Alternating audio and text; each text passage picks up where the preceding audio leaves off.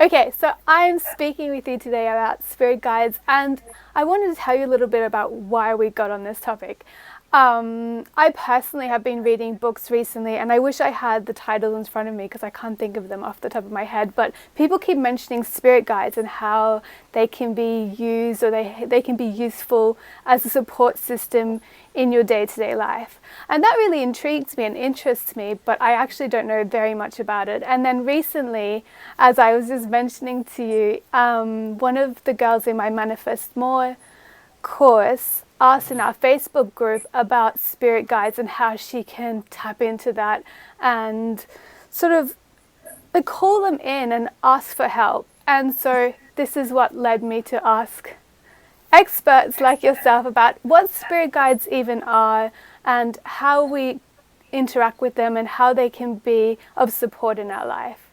So just to begin, I thought maybe you could introduce yourself and tell us a tiny little bit about you before we jump into the questions. Yeah, well, thank you so much for having me.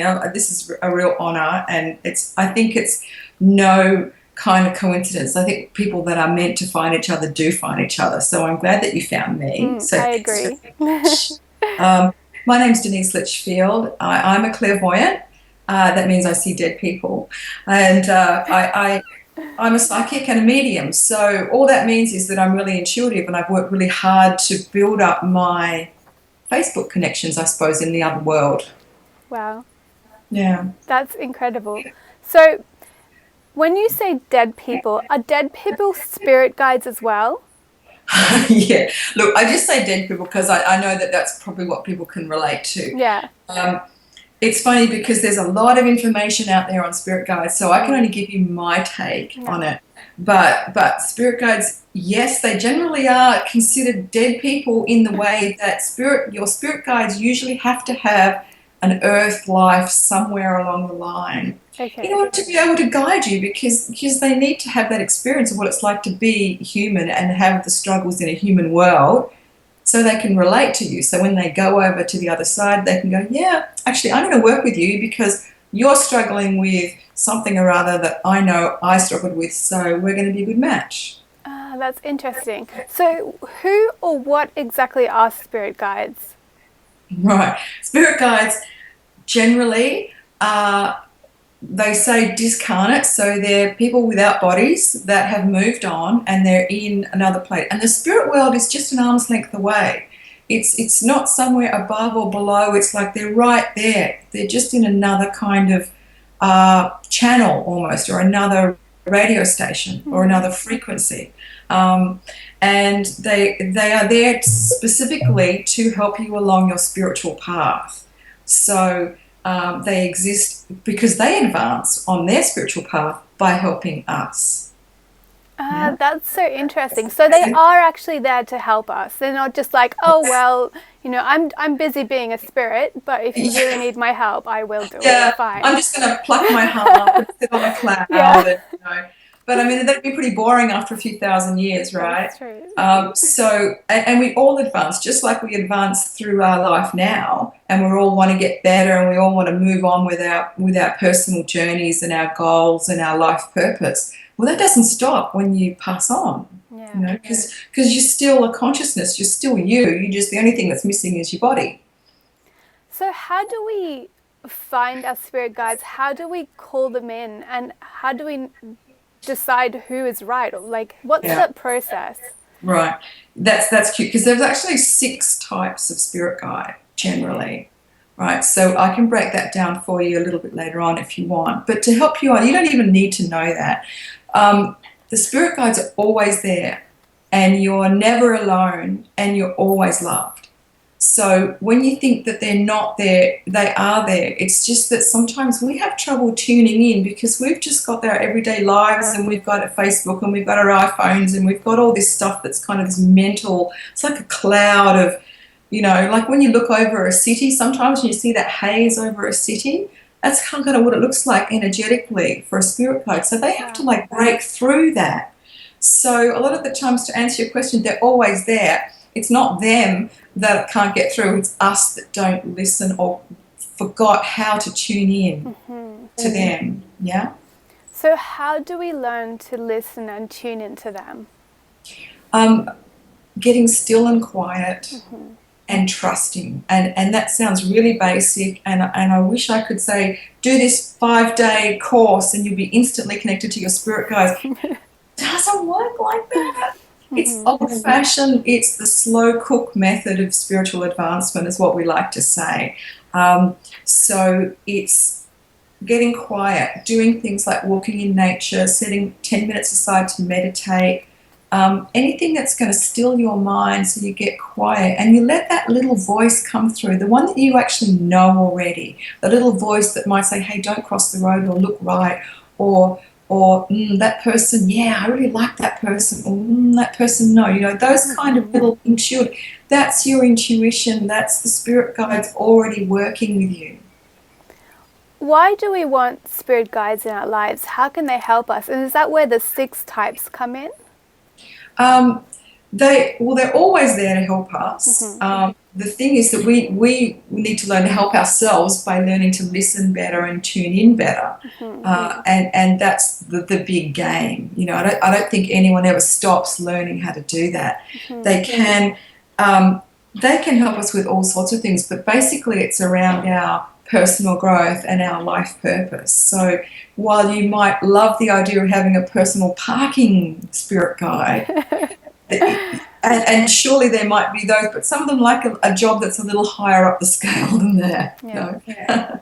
Yeah. So can we ask for specific help with certain things? Absolutely.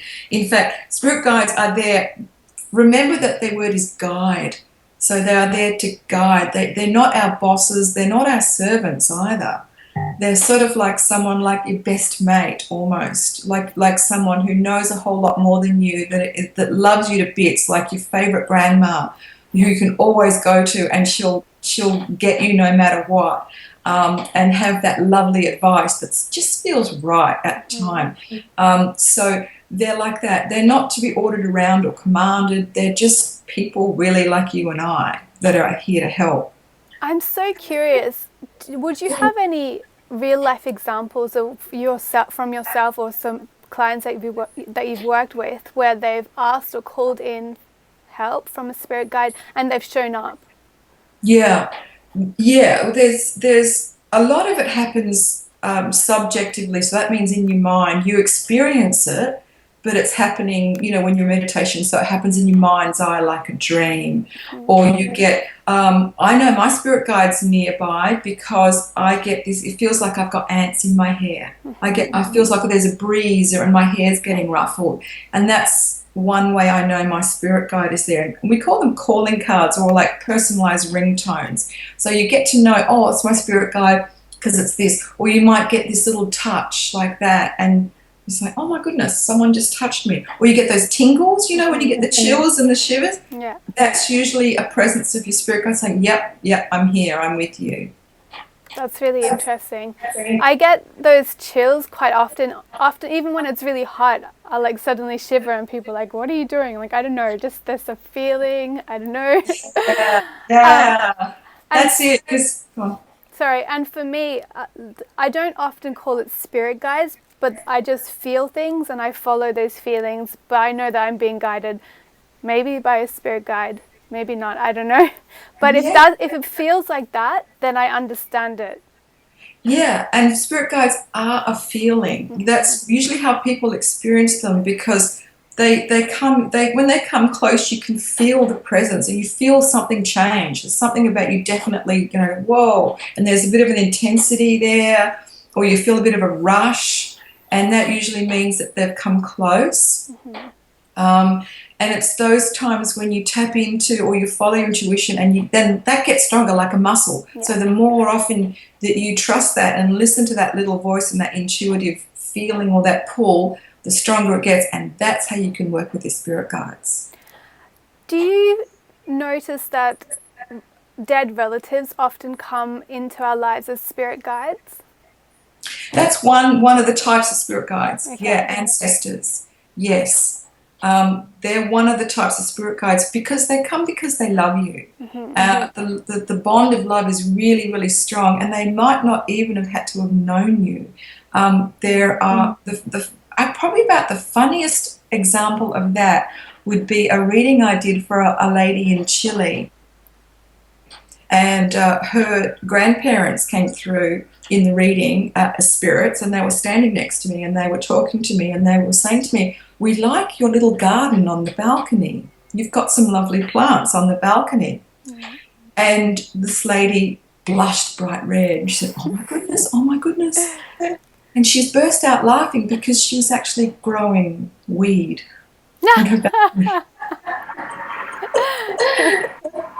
And her grandparents busted her for it. So, in a nice way, they were saying, "We like your plants." So, that's an example of them coming through. So, and they obviously knew, so they were around and they could comment on what she was doing in her life. Mm. So, my dad died when I was 10, and I connect with him often. And every now and then I'll ask him for help, and he won't help me because often he says, "I have the answer," or "I already know," or "This is for you to work out." And it really annoys me. Why does he do that? Oh my goodness. It's funny because I just wrote a post in my Facebook page about that, is that when they don't answer, it's usually because you know the answer yourself. Yeah, and they're not there to spoon feed you. The other thing is that he might be telling you, but don't expect the answer to come in a way, because they don't have voice boxes anymore. Yeah. So they have to communicate in other ways, like dropping a feather, or often they come in dreams, because when you dream, your mind is in that beautiful, pliable place. It's so close to spirit, so they can get in, and that's when they often visit. So he might be trying to tell you stuff, but it's like, am I open to it? Or maybe he's saying it in other ways. Yeah, perfect. Just to close off and finish this beautiful conversation, if there's one thing that people can do in their everyday life to make sure they're open and connecting to their spirit guides and to those messages, what is it that they can do? I would say the topic of meditation, everyone goes, "Oh, they'd rather eat a plate of Brussels sprouts than meditate." And I'm totally there with that, because I was like that after a while.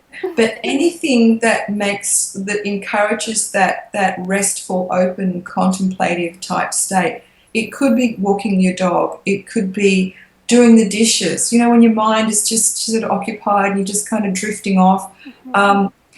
Anything where you're just by yourself, usually not connected to social media or electronica.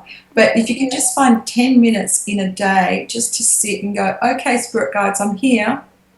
What have you got for me?" That will build the bridge over to that spirit world, and eventually you will get the answer. Because even if you spend 10 minutes and you think, well, nothing happened, because, we're so used to the instant gratification, they're still working on the other end. So I'd say find 10 minutes, practice and be persistent, because they are always there and they never leave you. And be open to answers however they come. Beautiful. Thank you so much for your time today, Denise. It's been so good speaking with you. Thank you. Thank you for letting me on your show.